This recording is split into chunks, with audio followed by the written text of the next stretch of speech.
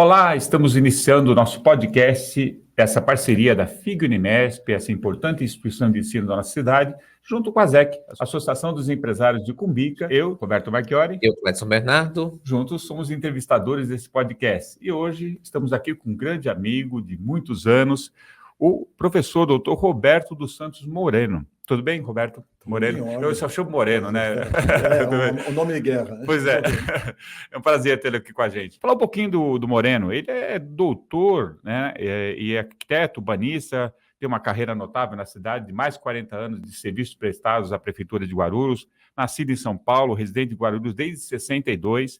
Ele tem uma vasta experiência em planejamento urbano e regional, é mestre de educação superior pela UNG, doutor em ciências com concentração em planejamento urbano e regional pela USP. Também ocupou diversos cargos públicos aqui na cidade de Guarulhos, incluindo Secretaria de Economia e Planejamento, Secretaria de Desenvolvimento Urbano. E é uma grande honra ter uma pessoa do nível do Moreno aqui com a gente. Moreno. Moreno, conta um pouquinho, 62 você veio para Guarulhos. Por que você veio para Guarulhos? Teve alguma coisa especial que trouxe para a cidade, que te apresentou a cidade? E o que te fez, né, ficar aqui e nos dar o prazer de ter um profissional tão capacitado como você na nossa cidade? Na verdade, eu era garoto, né? 12, 13 anos. Na época, meu pai trabalhava na Ford. E como ele estava completando 10 anos, naquela época havia uma legislação que quando você chegasse nos 10 anos, você ficava estável na empresa. E ele foi demitido por causa disso, né? Porque o pessoal geralmente não deixava chegar nos 10 anos. E aí ele já trabalhava como segundo emprego, como gerente de cinema em São Paulo. E aí ele recebeu um convite para vir para Guarulhos. E aí a gente veio. Né? Morávamos em vários lugares de São Paulo, Moca, Ipiranga, vários lugares de São Paulo, Santo André, como é que chama aquela cidade? São Roque. Chegamos a morar, meu pai morava só de aluguel. Nós, na verdade, viemos aqui e fincamos a raiz aqui, né? Depois não saímos mais. Né? Depois de 62 não saímos mais. Sorte nossa, viu? E aí é interessante que eu acompanhei uma parte da história da cidade, porque eu morava bem no centro de Guarulhos, bem nas Praça Teresa Cristina. Poxa. Que era o... não estou lembrando agora o nome da pessoa que alugou, que era o dono daquelas áreas. Não existia Avenida Tiradentes naquela região. Eu assisti gado passando no meio da cidade. Poxa vida. Em 62, né? Então, para nós, nós vimos a capital, né, um lugar muito urbanizado, e chegamos aqui, tinha um pouco de rural, né? Ainda tinha cela na frente de delegacia, ali na Praça Teresa Cristina, cela, né? Um lugar para amarrar cavalo. Olha só. Eu conto essa história, o pessoal pensa que eu estou brincando, mas era verdade. E não faz tanto tempo assim, nós estamos falando de 62 anos, né? E isso. Tanta mudança, né? Uma radical. Muita mudança. Guarulhos experimentou, eu acompanhei todo o crescimento, né? Porque na época tinha um ônibus só que servia, fazia a ligação Guarulhos-São Paulo. E umas histórias muito interessantes, né? Nossa, que isso acontece aqui, né? Eu estava acostumado com... Você lembra qual era a população naquela época, Guarulhos? Muito pouca, era menos 100 mil. 100 mil, mais ou menos. Quer dizer, em 62 anos, nós passamos de 100 mil para 1,5 milhão de habitantes. No ano 2000 fez mais de 1 milhão de habitantes. Ultrapassou Campinas. Campinas, até o ano 2000, era a maior cidade depois da capital. Depois o Guarulhos passou Campinas, hoje Campinas é a terceira maior cidade. É um crescimento absurdo, né? É verdade. Eu acho muito bacana ter um profissional assim como o Roberto aqui no nosso podcast, falando de urbanização, e a gente falando de crescimento de uma cidade como Guarulhos, que cresceu de uma forma desorganizada, né, doutor? Sim. Pensando nesse crescimento, onde você acha que a Guarulhos errou? Foi quando trouxe para dentro de Guarulhos um polo industrial, onde a indústria que a indústria acaba trazendo pessoas e acaba crescendo, as pessoas começam a fazer barraco próximo da empresa, não tem controle. O que você acha que a gente tem tanta diversidade e desigualdade dentro da cidade com potencial com o PIB de Guarulhos? Tem várias razões, né? A primeira foi a que você citou, que é a questão da industrialização da cidade. A industrialização, naquela época, ela trouxe uma migração muito grande do Nordeste, do Sul de Minas, Norte do Paraná e do interior de São Paulo. Eles vinham para São Paulo, como o polo industrial estava se deslocando naquela época, para a região do ABC, para a região de Guarulhos e para a região de Osasco, então o pessoal começou a procurar, os imigrantes começaram a procurar lugar para trabalhar, porque na zona rural lá eles não tinham condições de viver. Então foi aí que Guarulhos experimentou um crescimento assim impressionante. De 1950 até 1960, a cidade cresceu quase 3 vezes. Você imagina, a cidade com um engenheiro para cuidar de tudo. Loteamento pipocando na cidade inteira, né? E não tinha como você controlar, né? O loteamento tornou-se um jeito de você fazer crescimento, porque onde ia morar esse pessoal? Sim. Só que a maioria não tinha condições de comprar um lote.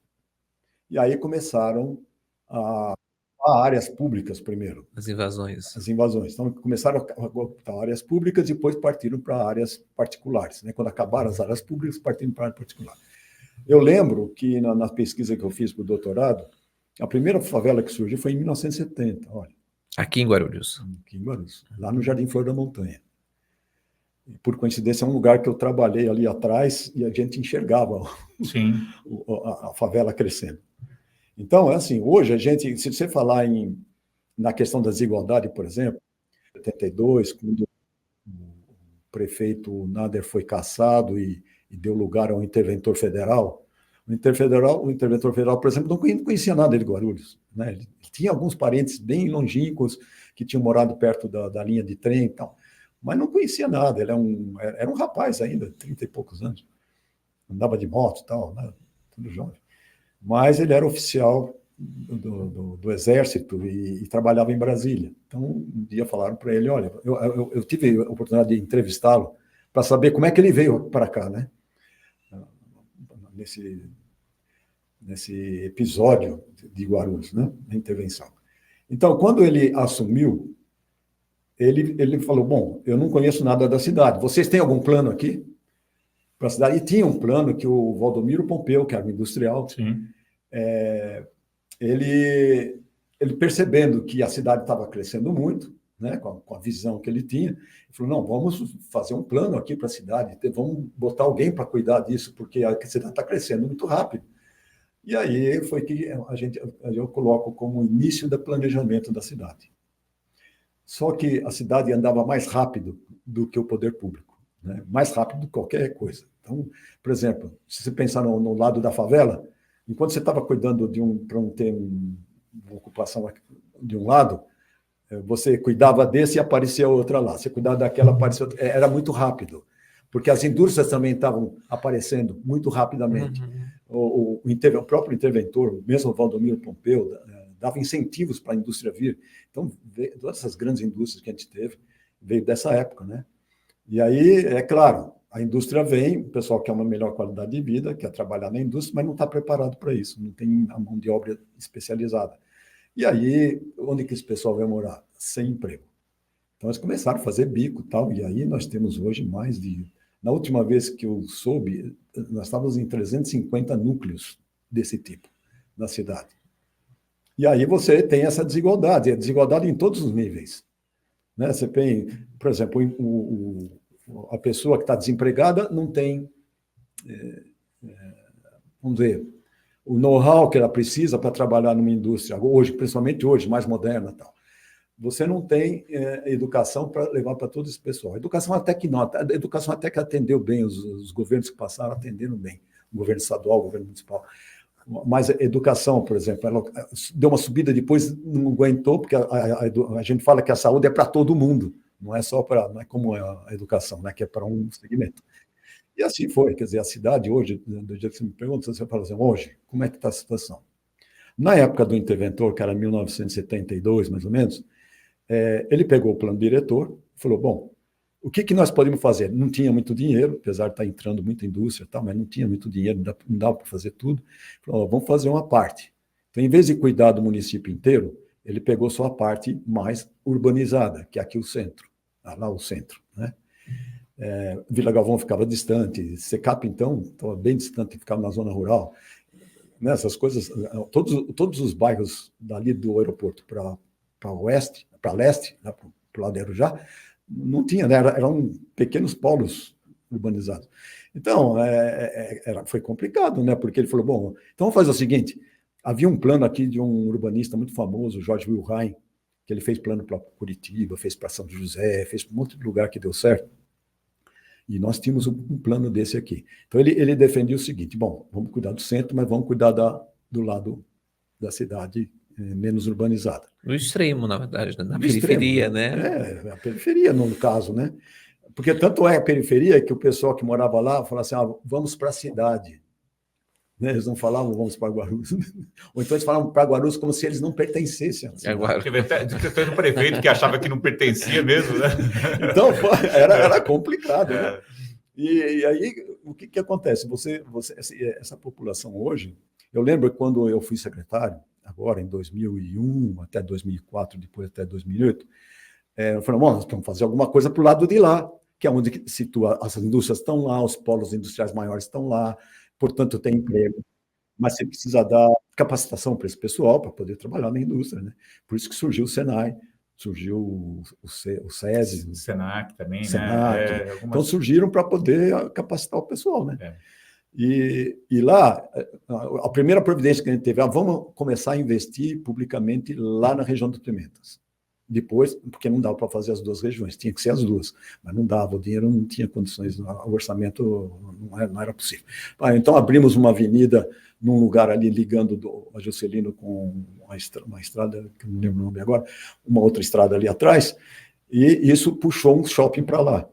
Aí desapropriamos uma parte de uma, acho que era uma antiga indústria que tinha ali, e transformou na Unifesp, se não me engano. Federal, né? A Federal. E depois tinha uma área pública um pouquinho mais para cima, fizemos um hospital geral que está lá. Conclusão, uma coisa leva a outra, né? Aí, aqueles programas Minha Casa Minha Vida, né, foram atender aquela população. Sim. Então, você vai hoje, se você fosse lá em 2000 e for hoje, você vai ver que mudou muito aquilo lá. Então, é isso que precisa ser feito. Quer dizer, você tem que tirar as desigualdades, tanto sociais quanto urbanísticas, econômicas, todas as áreas.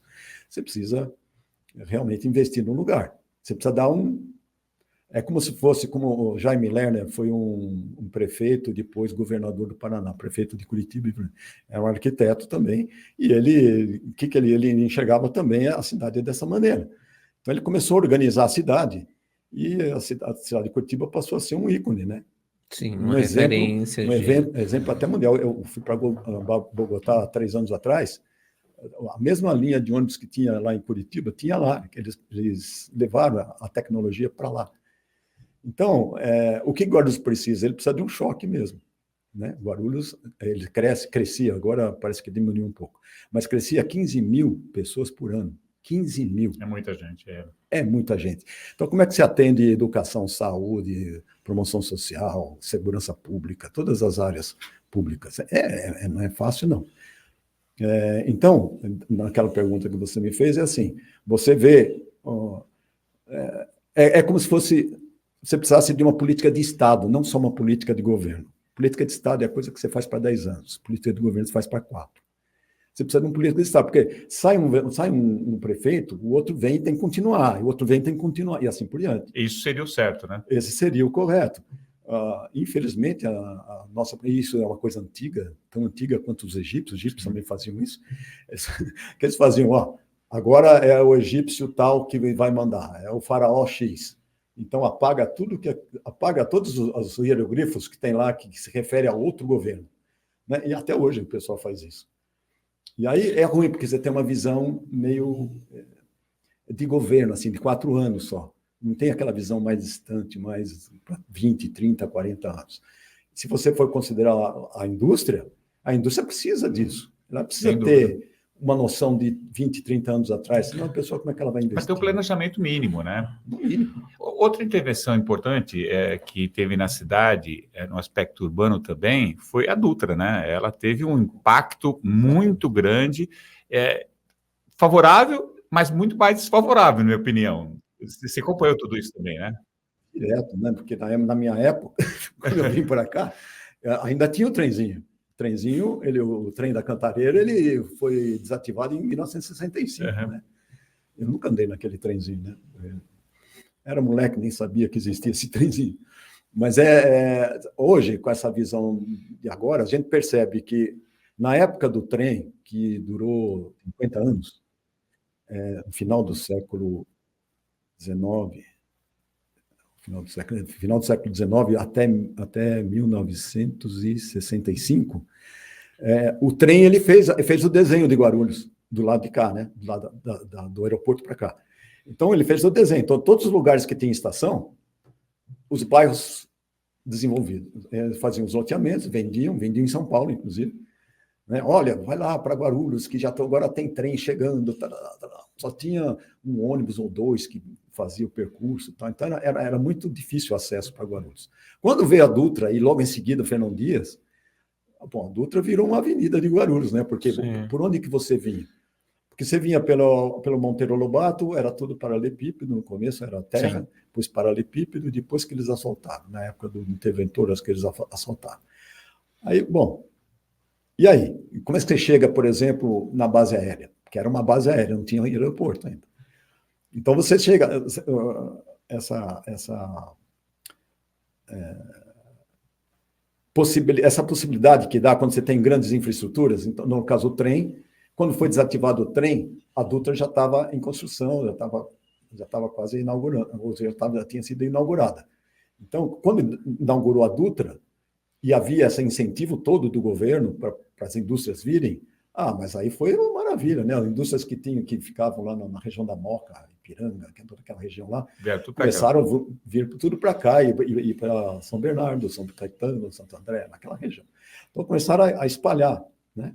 E aí, quando você constrói a Dutra, você tem uma outra relação. Para que nós vamos aqui no trenzinho, que demora X tempo, se tem uma Dutra que liga direto?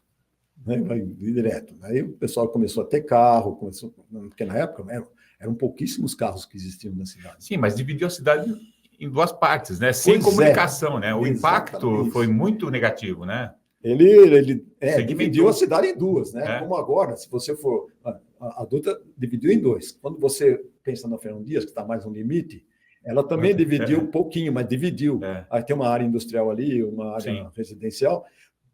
Bom, o pessoal pensa que o limite é a Fernão Dias, porque ele é um obstáculo para você passar de um lado para o outro. E não é? E não é, é o Rio Cabuçu. Tem um pedaço de Guarulhos lá do outro lado. O Cabuçu tem um pedaço de Guarulhos do outro lado, tem um pedaço de São Paulo do lado de cá.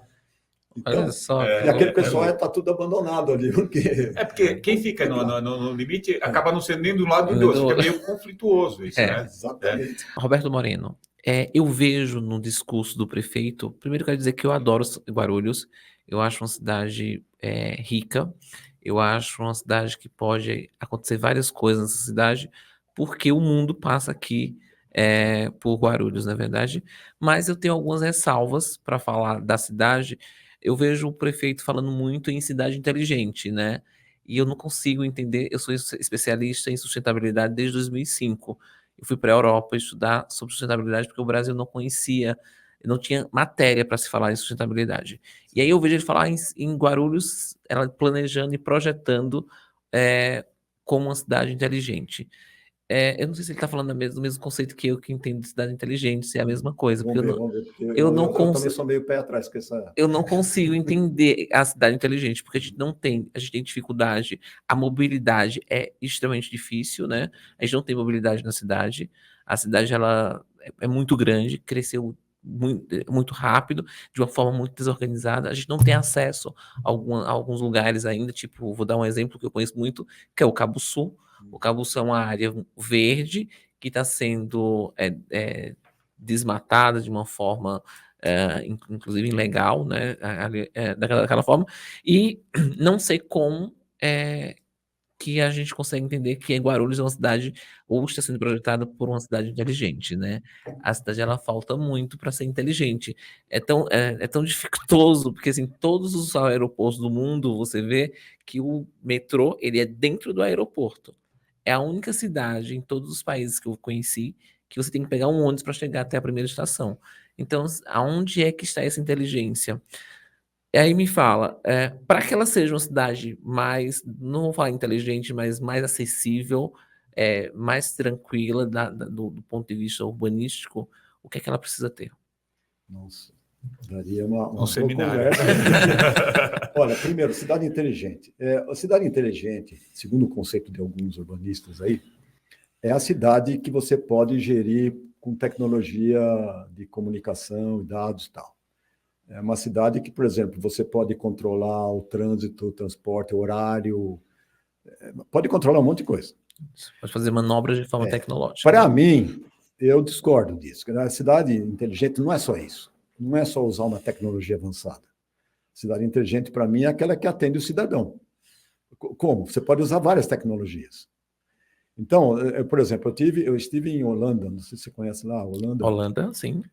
Tem uma cidadezinha do lado da capital, Amsterdã, que chama Utrecht.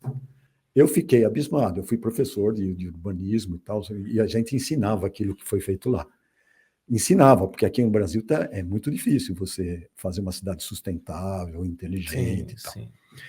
Aí eu fui lá e eu olhei, nossa, peraí, esses ônibus são elétricos, então eles não poluem. Aí falei, pô, mas esse pessoal aqui, a maioria anda de bicicleta, não é carro, é bicicleta mesmo. Todo mundo, você vê as mulheres levando 2, 3 filhos numa caçambinha na frente da bicicleta, e beleza, vai fazer compra, vai para cá, para lá, como se estivesse num carro. Falei, puxa, mas isso aqui é muito frio, como é que os caras andam de bicicleta aqui, né? Bom, primeiro que lá é mais horizontal, a cidade é mais plana. Isso favorece, né? Favorece o uso da bicicleta. Falei, bom, legal. Então, a ciclovia, mais ônibus elétrico. E aí tem os terminais, isso que você falou do terminal. O terminal entra tudo ali. Só não entra o aeroporto, porque é um equipamento muito grande. Mas tem tudo ali. Você tem um metrô passando, você tem um trem, você tem um ônibus, você tem um VLT, que é um veículo leve sobre trilhos. A gente antigamente tinha o bonde, né? Que era mais ou menos isso. Esse aí é o moderno, parecido, né? VLT. Então, você tem, assim, bicicleta, principalmente, e o caminhar. Você olha para as calçadas, você não vê buraco, você não vê degrau, porque isso foi planejado para fazer. Você pega, por exemplo, um rio que está correndo dentro da cidade...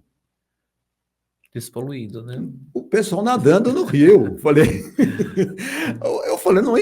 eu não acreditava mais que a gente pudesse despoluir rio, né? Rio dentro da cidade. Eu falei, puxa, mas olha aqui, ó, tá tudo aquilo que a gente ensinava na teoria, os caras conseguiram fazer na prática. E aqui no Brasil, nós temos um problema muito sério. O Brasil ele cresceu muito rápido em pouco tempo. Não é o caso da Europa, por exemplo. A Europa demorou muito tempo, vinham os romanos, depois vieram a Idade Medieval, etc. Aí eles tiveram muitas culturas atuando ali. A nossa cultura aqui veio do português, do índio e do africano. São as 3 primeiras culturas. Depois que vieram os italianos, né? Árabes, os italianos, árabes, japoneses, etc. Então, eu acho assim, cidade inteligente, para mim, é uma cidade que é acessível. Assim como eu falei, nós tivemos com o Eloy lá numa cidade lá do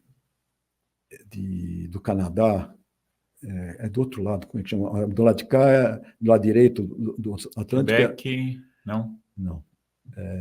Montreal. Lá do outro lado é a maior cidade que tem lá. Eu esqueci o nome. Eu vou lembrar. Não importa. O que a cidade é muito parecida com Guarulhos, porque o aeroporto está dentro de uma... esqueci o nome da cidade. Acho que essa cidade da costa do Pacífico, se atravessa um rio, você tem uma outra cidade que chama Richmond. O aeroporto fica em Richmond, não fica lá, na cidade principal. Então eu falei, puxa vida, parecidíssimo, nós vamos para estudar isso mesmo. Na época eu era coordenador de assuntos aeroportuários, falei, vamos estudar, achar um jeito da cidade se combinar com o aeroporto, porque hoje nós temos aqui uma espécie de Vaticano, né, dentro da cidade. É verdade. E é um pouquinho menor do que São Caetano do Sul, a cidade inteira de São Caetano do Sul. Então, quando a gente fala de cidade inteligente, na verdade é você reunir todas essas coisas que deram certo e tentar aplicar aqui.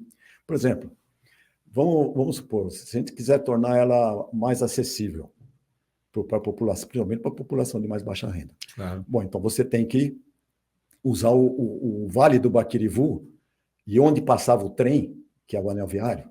Então, onde passa o trem e o anel e o Baquirivu, dá para você atravessar Guarulhos de São Paulo até Arujá, com bicicleta.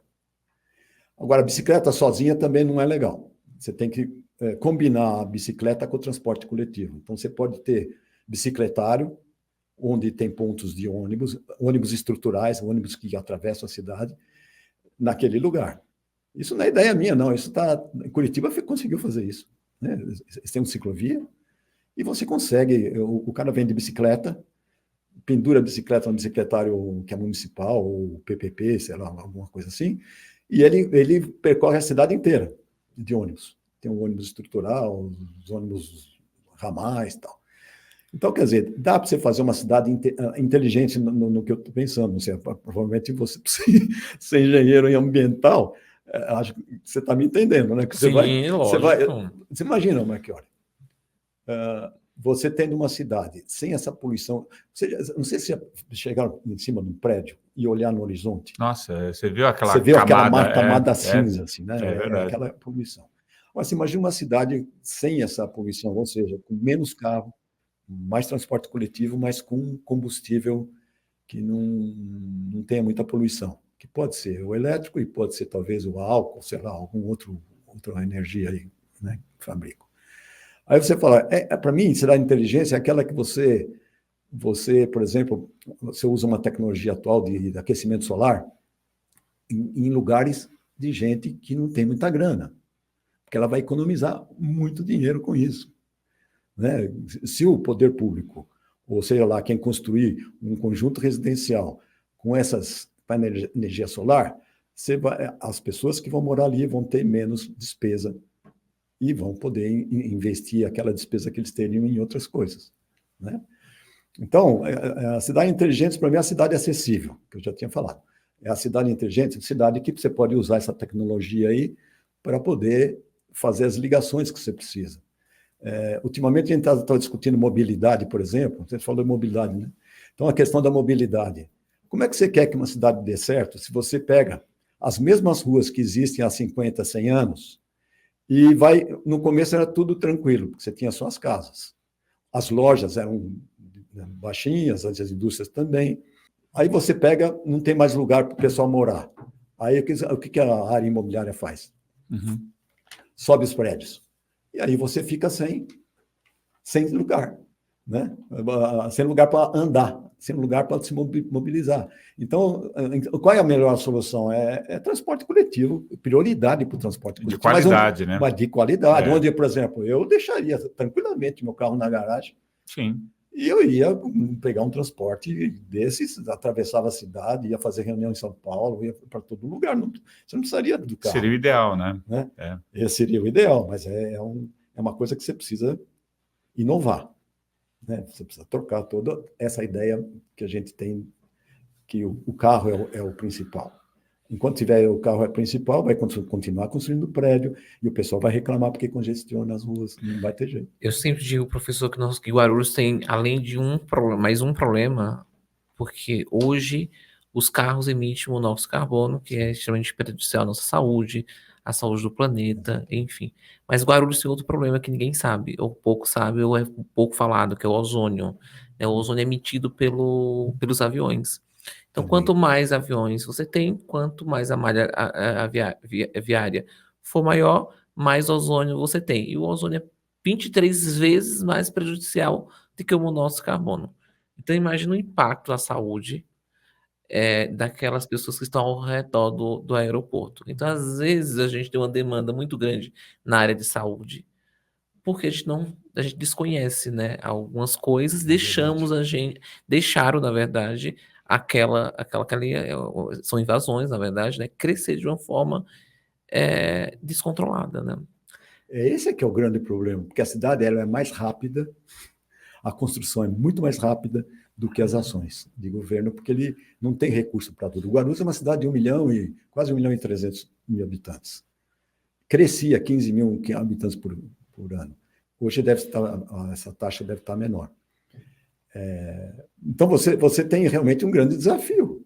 Né? Você fala, bom, como é que eu faço para planejar uma cidade? Quando eu assumi a secretaria, minha pergunta foi essa. Como é que a gente faz para organizar uma cidade desse tamanho, com essa velocidade de gente que chega o tempo todo e nasce aqui? É um grande desafio, é um desafio que não para. O tempo todo você... É diferente de uma cidade europeia, que você vai lá, os caras demoram 20, 30 anos para fazer, né, chegar no estágio desse. E eles não deixam chegar.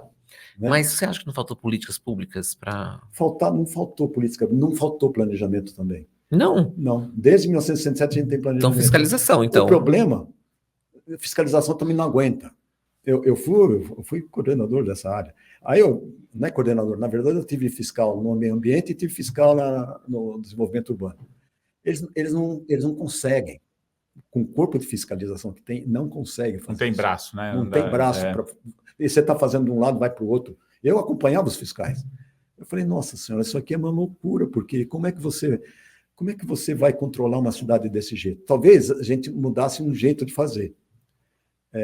Por exemplo, as pessoas, por que elas moram em lugares, as pessoas de baixa renda moram nesses lugares?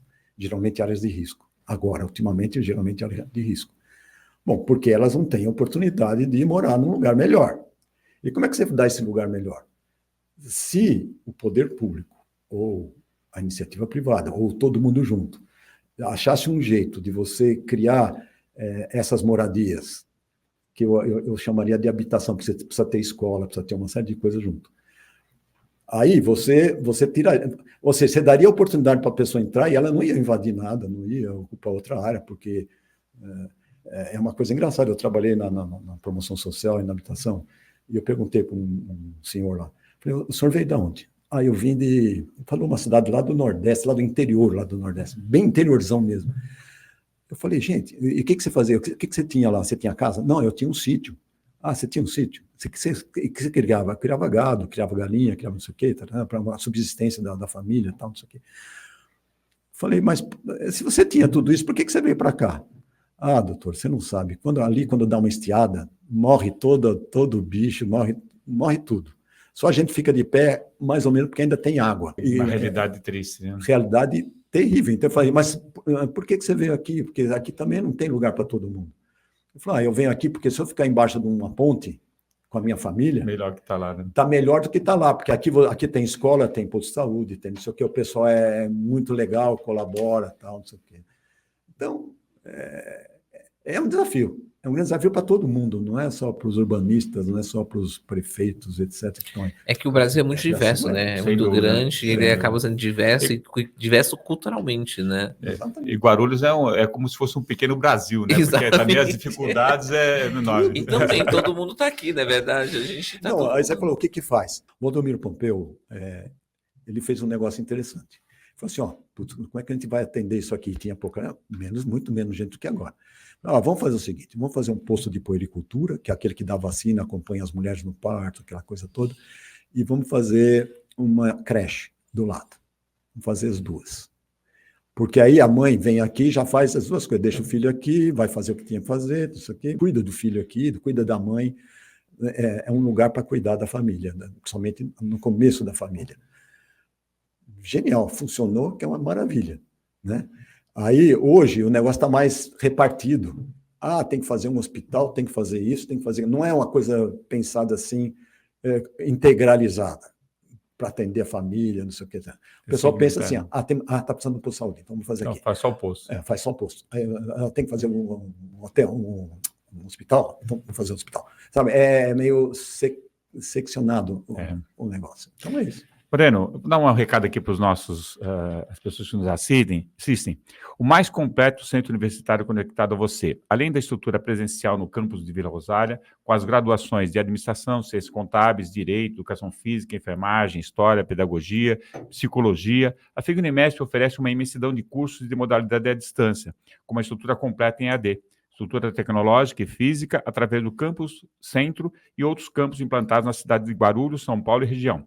São mais de 200 opções de cursos, entre graduações, pós-graduação, segunda licenciatura, cursos de extensão e cursos de capacitação. Acesse o site www.fig.br e saiba mais sobre toda essa estrutura educacional construída para você. Moreno, a gente está partindo para o final da nossa entrevista. Infelizmente, o tempo é curto para tanta informação. Você contribui com Guarulhos, além dessa questão do trabalho como urbanista, como arquiteto, mas também como professor. Conta, assim, rapidamente essa sua experiência, o teu prazer, né, de poder passar o teu conhecimento, a tua experiência para os jovens. Isso foi uma história.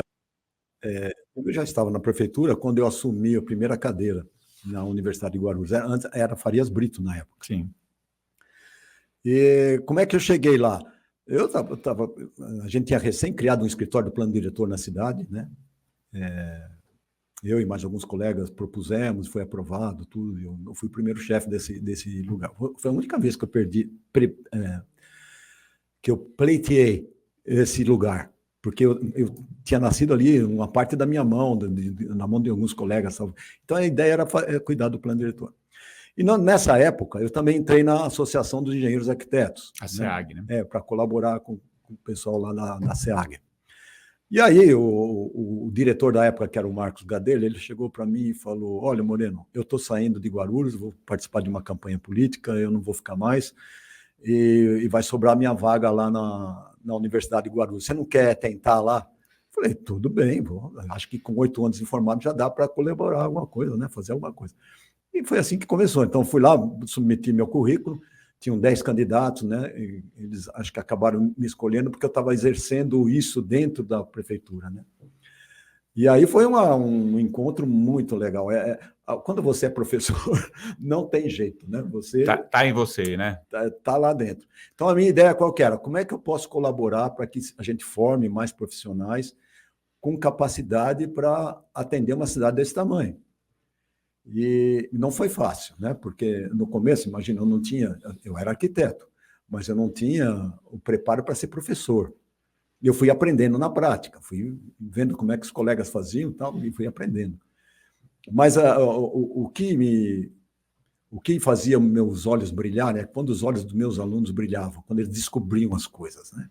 Então, isso era impagável. Tinha um professor meu, o professor Nise de Mello. Esse professor, ele foi um dos melhores professores que eu tive. E ele falava assim, eu falei, Nise, mas por que você... Eu fiz a mesma pergunta, por que você está na docência há tanto tempo? Ele falou, porque, olha, não existe dinheiro que pague quando você consegue fazer o aluno descobrir o caminho dele. Né? Para ele pegar aquela profissão com paixão, né? Com amor, para pegar para valer. Então, para mim, isso paga. E eu sempre prestava atenção nisso, né? Quando na hora para ver se os alunos estavam com os olhinhos brilhando ou não. Foi muito legal. Eu aprendi muito com isso, porque às vezes me dava alguns desafios. Eu sou mais da área de urbanismo, um pouco da arquitetura, um pouco do meio ambiente, né? Um pouquinho de patrimônio histórico. E aí me dava, às vezes, algumas disciplinas que eu não era um especialista. Eu falei, olha, eu não sou especialista. Mas não tem problema, você é um bom professor, vai lá. Então, era assim, uma coisa. Eu lembro do professor Mantovani, que ele falou, Moreno, olha, você está encarregado de salvar uma turma de turismo. Eu falei, mas turismo? Negócio Exagerou. Não, você vai dar aula de espaço turístico, que tem a ver com arquitetura. Tá bom, eu vou tentar. E fui lá. Eu falei, vamos ver, agora eu vou testar a minha capacidade, porque eu comecei com eles dando filosofia. Eu mesmo estudei pouco filosofia, mas eu tive que estudar, né? Estudar para saber a definição do espaço. E aí descobriu-se lá várias definições de espaço desses filósofos.